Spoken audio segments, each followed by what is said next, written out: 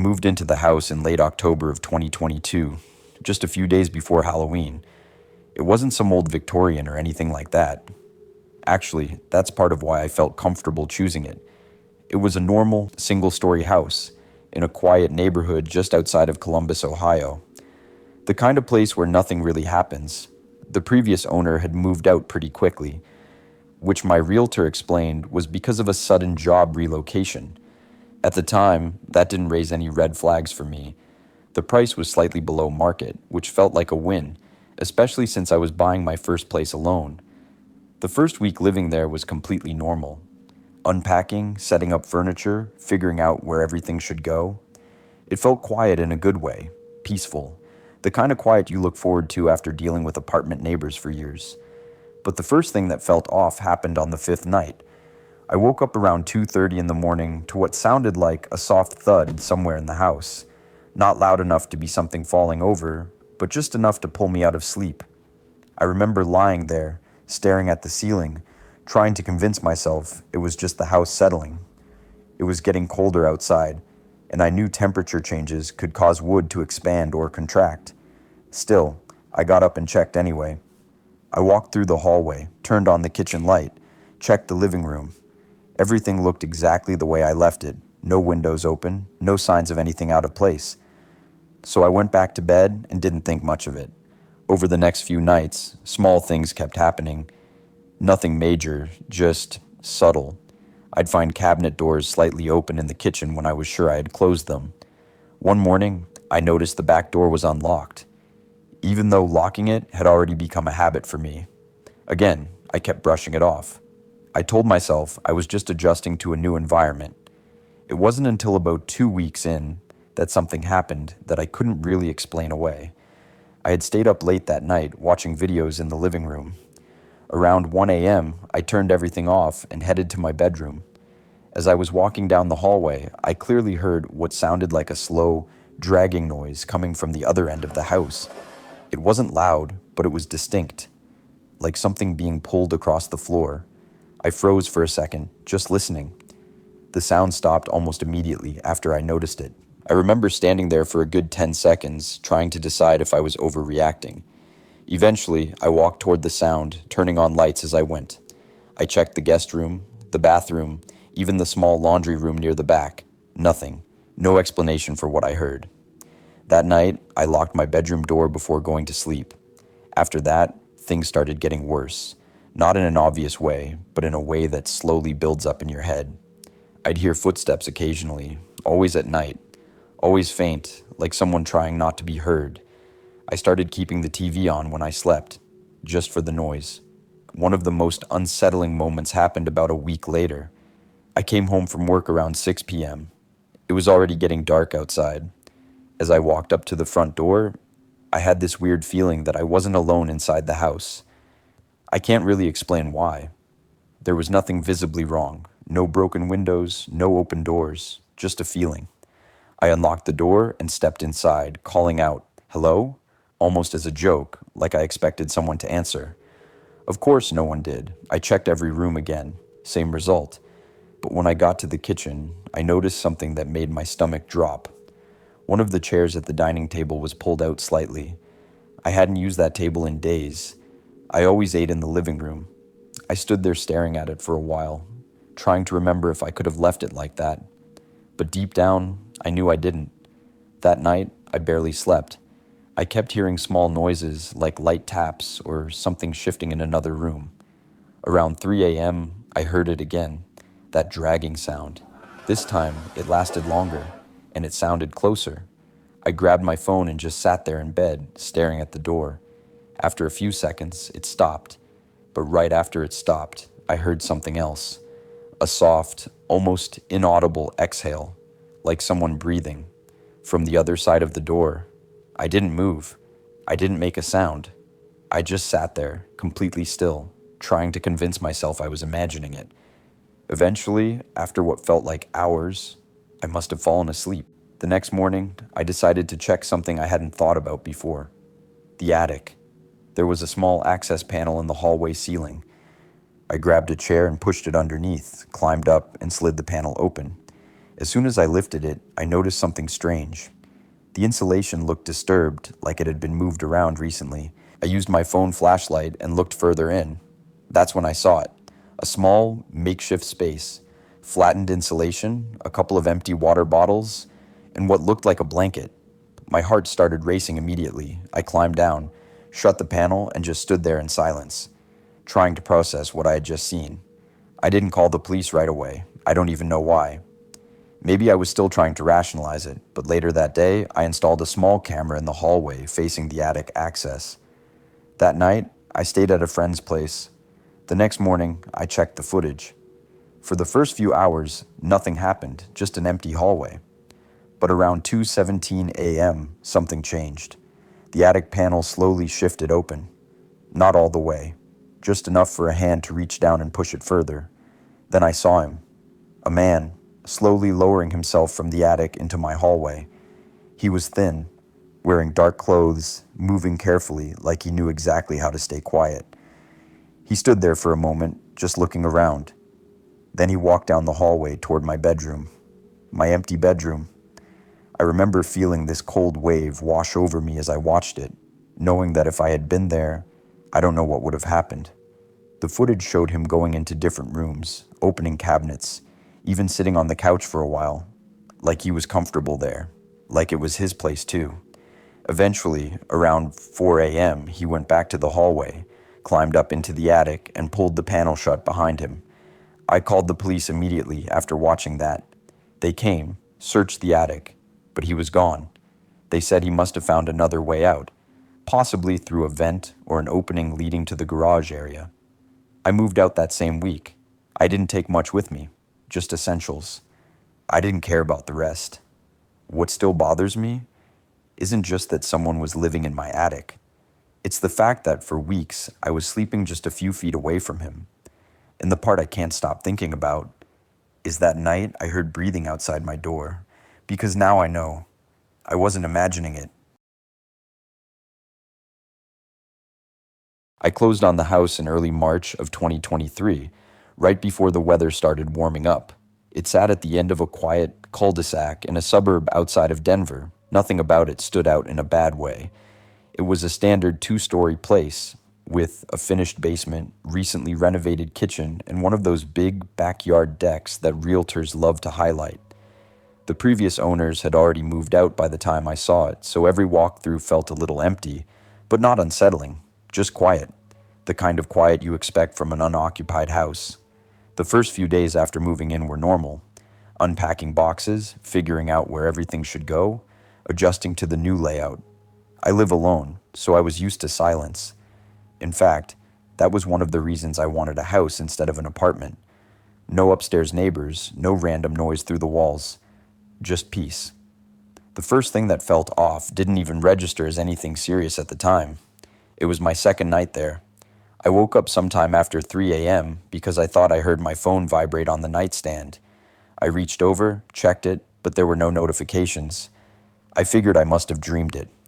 As I was about to go back to sleep, I heard it again. Not from my phone this time, but somewhere else in the room. A faint buzzing sound. It stopped as soon as I focused on it. I remember sitting up in bed for a minute, listening, but it didn't happen again, so I brushed it off. Over the next week, I started noticing small inconsistencies. Things I couldn't quite explain, but also couldn't prove, were wrong. One morning, I found the sliding door to the backyard slightly open.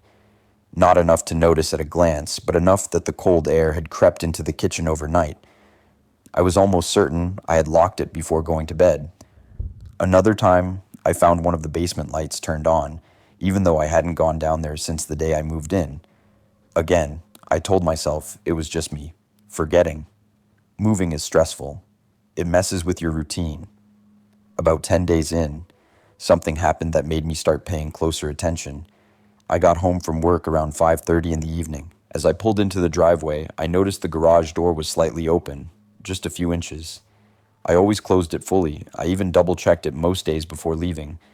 I sat in my car for a moment, just staring at it, trying to decide if I was overthinking it.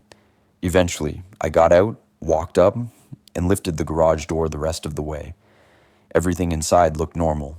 My car's spot was empty. Storage boxes were still stacked along the wall. Nothing appeared to be missing.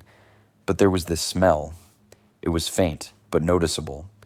Not something rotten or strong, just unfamiliar, like someone else's laundry detergent or something. I didn't call anyone. I didn't check with neighbors. I just went inside and tried to ignore it. That night, I made sure every door and window was locked. I even checked the basement windows, which I hadn't really thought about before. Everything seemed secure. Around 2 a.m., I woke up again. This time, it wasn't a noise that woke me. It was that same smell, stronger now, like it had somehow made its way upstairs. I sat up in bed, immediately alert. The house was completely dark, completely silent. Then I heard it. A soft creak. Not from the floor under me, but from the hallway just outside my bedroom. It sounded like someone shifting their weight on the wooden floorboards. I froze. I didn't move, didn't speak. I just listened. Another creak, slightly closer this time. Then silence. I grabbed my phone and turned on the flashlight, pointing it toward the closed bedroom door. I waited, expecting the handle to move, or something to happen, but nothing did. After a few minutes, I got up and opened the door quickly, shining the light into the hallway. Empty. I checked every room upstairs, then the main floor. Nothing. When I got to the basement door, I hesitated. It was closed, just like I left it. I stood there for a second, listening. That's when I heard a faint thump from the other side. Not loud, but unmistakable, like something had bumped into a wall or fallen over. I stepped back immediately. I didn't open it. Instead, I went back upstairs, locked my bedroom door, and stayed awake until morning. The next day, I called a friend to come over. I didn't want to check the basement alone. When we finally opened the door and went down together, everything looked normal at first. Boxes where I left them, nothing obviously out of place. But as we moved further in, my friend pointed something out. A small section of drywall near the back corner looked different, slightly discolored, like it had been patched at some point. I hadn't noticed it before. We walked over and looked closer. There was a faint outline of a square cut into the wall, about the size of a small door. My friend knocked on it lightly. It sounded hollow. That was enough to make my stomach drop. I grabbed a screwdriver and started prying at the edge. It didn't take much effort before the panel came loose. Behind it was a narrow crawl space, just big enough for someone to move through. It extended further back into darkness.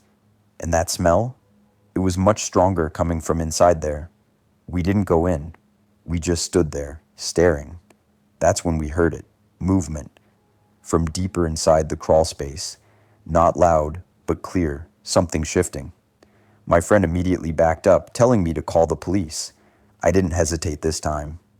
When they arrived, they went into the crawl space with flashlights. It took a few minutes, but eventually one of them called out to the others.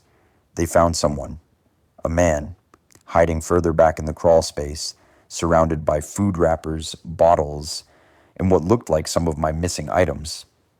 He had apparently been living there, coming out at night when he thought I was asleep or gone. The officer later told me that the layout of the crawl space connected to the garage through a small access point, which explained how he was getting in and out without being noticed. I moved out within a week. I didn't stay another night there after that. What sticks with me isn't just that someone was living inside the walls of my house. It's how close he got without me realizing it. The creaks in the hallway, the smell, that noise behind the basement door, and the part I still think about sometimes is how long he had been there before I ever moved in. I moved into the house in the middle of July, right in the peak of a heat wave. It was in a quiet neighborhood outside of Nashville, the kind of place where every house looks almost identical and people keep to themselves. The house itself wasn't old, maybe built in the early 2000s, and it had just been renovated before being put on the market. New floors, fresh paint, updated kitchen. Nothing about it felt creepy or unusual when I first saw it. If anything, it felt too clean, like no one had really lived there in a while. I signed the papers, got the keys, and moved in that same week. The first couple of nights were completely normal. I was exhausted from moving, so I'd fall asleep pretty quickly. The only thing I noticed was how quiet the house was. Not peaceful quiet, but almost empty. like sound didn't travel the way it should. I remember thinking it was probably just because there was no furniture yet. The first strange thing happened on the fourth night. I woke up around 1:40 in the morning feeling too warm, which didn't make sense because I had the AC running. I checked my phone, then got up to adjust the thermostat. When I walked into the hallway, I immediately felt the difference. It was noticeably colder outside my bedroom than inside. Not slightly colder, a lot colder. Enough that it made me stop for a second. I walked over to the thermostat and saw it was set to 68, exactly where I left it. The AC was running normally. I stood there for a moment, trying to make sense of it, and that's when I heard a faint clicking sound coming from downstairs. It was slow and consistent, like someone tapping a fingernail against wood. I stayed still, listening. The clicking went on for maybe 10 seconds, then stopped. I didn't go downstairs that night. I went back to my room, locked the door, and tried to sleep. The next morning, everything looked normal. I even checked around the living room where I thought the sound had come from. Nothing out of place. Over the next few days, the temperature issue kept happening. My bedroom would feel warmer than the rest of the house at night, even though the AC was running constantly. I started keeping my door open to balance it out, but that just made it worse in a different way. I began hearing things more clearly, small sounds mostly, light footsteps, usually from downstairs. Once, I heard what sounded like a cabinet door closing. Another time, it was that same clicking noise again, but louder this time. I tried to rationalize it. Maybe the house was settling. Maybe the new wood was expanding with the heat. Maybe it was the air ducts. But none of those explanations really fit the pattern. About a week in, I started noticing something else. The basement door. It was located just off the kitchen.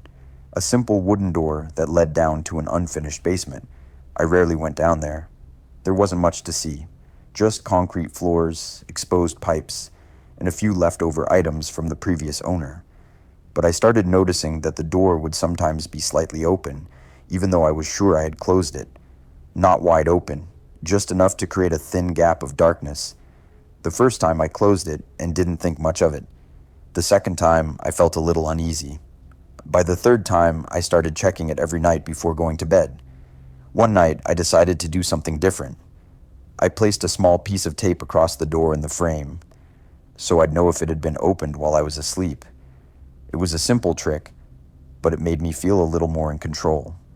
That night, I went to bed around midnight. I remember feeling on edge for no clear reason. I left my bedroom door slightly open, something I hadn't been doing before. Sometime in the middle of the night, I woke up. I didn't know why at first, but then I heard it. That clicking sound again, louder than before, and closer. It wasn't coming from downstairs this time. It was coming from the hallway, right outside my room. I held my breath and listened. Click, click, click.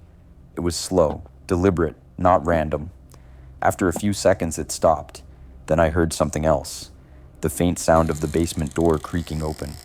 I got out of bed slowly, trying not to make any noise, and stepped into the hallway. It was dark, but I could see the outline of the kitchen at the end, and the basement door. It was open, wider than I had ever seen it before. The piece of tape was gone. I stood there, frozen, trying to decide what to do. Then I noticed something that made my stomach drop. The darkness beyond the basement door wasn't completely dark. There was a shape there, low to the ground, almost like someone crouching just at the bottom of the stairs. I couldn't see details, just a silhouette. And then it moved. Not quickly, slowly, like it was adjusting its position. That was enough for me. I stepped back into my room, locked the door, and called the police. I stayed on the phone with the dispatcher until they arrived. I didn't look out into the hallway again. I didn't want to see if it was still there. When the officers got there, they cleared the house first, then went down into the basement. A few minutes later, one of them called for backup. They had found something. There was a section of the basement wall that had been modified, a hidden opening leading into a narrow space between the walls. And inside that space, they found a man. He had been living there. They later told me he had likely been there even before I moved in, using the basement as a way to move in and out of the walls without being noticed. The clicking sound? One of the officers said it was probably him tapping on the wood, either out of habit or to check if anyone was nearby. I didn't stay in that house after that night. I didn't even go back inside alone. What still bothers me isn't just that someone was living in the walls, it's that moment in the hallway when I saw that shape at the bottom of the basement stairs. Because if I had taken a few more steps forward, I would have been standing right in front of him.